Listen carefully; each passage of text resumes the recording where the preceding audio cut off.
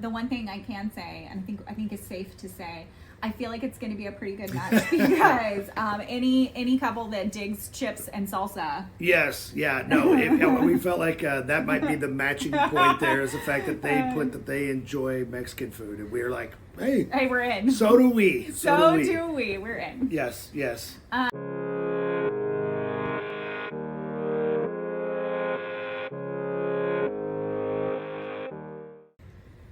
Hi, I'm Autumn. I'm a first-time gestational carrier in our very first surrogacy journey. And this guy... I'm Sam. I'm just a guy, really, who shows up and hangs out. That's really all I do. I'm here for comedic purposes, but go ahead. We are here to give you guys an update on our surrogacy journey. Things are moving along, and we are officially in our matching era. Yes. Oh, do you like that? We're not Swifties, but like we went there. The matching era. The matching era. So the way that works, so far, I mean, we're learning as we go. So far, the way it's worked for us, we have paper matched. So. Yeah, paper matching is just kind of like where we've seen their kind of profile, they've seen our profile. We feel like it could be a fit. It feels really like a first date. And like, I know this is stupid. Like, I haven't had a first date in 15 years now, ish. 15 years. And so like this is, it's nerve-wracking. I'm not gonna lie. It makes me really nervous. Well, you want to like put your best foot forward, and you're like, did I say the right things about myself? Yes. I don't know. Did they like me? And so we have not met the couple that they call them intended parents. So the acronym in the surrogacy world is IPs. So the intended parents. We have not met or talked to them on Zoom or anything yet. And that's because once you get a paper match, so they like our profile, we like their profile, then we have to send all of my medical records, get clearance to be sent to their clinic. So then their clinic goes through all of my records and says whether or not they feel like I would be a good candidate. So I spoke with the clinic's IVF coordinator last week and went through, it was a very long phone call. We got to go through all of my medical history, answer a million questions, and she said she thinks that I would be a good candidate. Which I knew already. Oh, I knew so. But yeah, so now we kind of progress and we move forward with the first date. So now we get to schedule the Zoom call and meet the couple. We want to be super aware Yes. of the intended parents' privacy, and so for that reason, we are not going to be sharing very many details about them.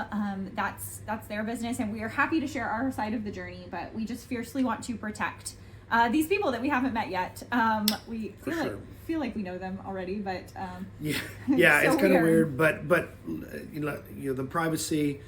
These folks have gone through a lot and are going to go through a lot, and so we want to be definitely respectful of all that. Yeah. The one thing I can say, and I think it's safe to say, I feel like it's going to be a pretty good match because any couple that digs chips and salsa. Yes, yeah, no, we felt like that might be the matching point there, is the fact that they put that they enjoy Mexican food, and we were like, hey, we're in. So do we. So do we. We're in. Yes. So we do have a really big heart. So please continue to join us in praying over this process as we go. Please start to pray for this couple, even though you don't know them and we haven't met them yet. But just if this is what God wants for us, if this is the journey that He is calling us to, let those doors just be wide open and let the path be clear. Once we do meet them, the kind of next steps, like where we'll be headed. So once we meet the couple and they say yes, I mean, I think that's an important part of the equation. Sure. Yeah, they don't need us to go, not those people. But when they say yes, then we will travel. This couple is not a local couple, so we will have to do some travel for some in-person medical screenings. So that could be 1 or 2 appointments. The clinic said they would try to get both appointments on one time, so we've traveled the once. And once the in-person medical stuff is done, then we move on to legal. Yeah.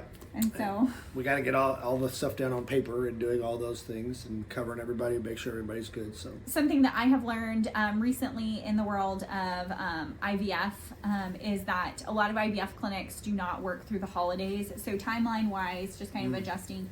Most likely, of course, the world is, always changing. And one of the things, besides the fact that IVF clinics do not operate during the holidays, so the timeline could be who knows when. Yeah. I have very much learned, and I think God has called us to this process. Surrogacy requires flexibility. And it requires you to be open-minded about someone else's time frame and to really trust God and not control the situation. So I think this might be a personal challenge for me. Yes, no, I think stretching, we all have plans and we all have ideas, and some of us plan a little bit more than others. But you have a plan, you kind of set forth, this is the way it's going to go, and then it doesn't.